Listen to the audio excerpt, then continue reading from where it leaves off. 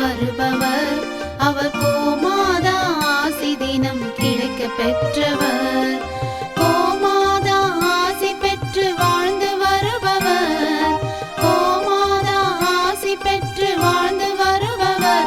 என்றும் கோமாதா துணை நின்று நன்மை செய்திடும். என்றும் கோமாதா துணை நின்று நன்மை செய்திடும். கோமாதாவை பூஜை செய்து வணங்கி வருபவர்.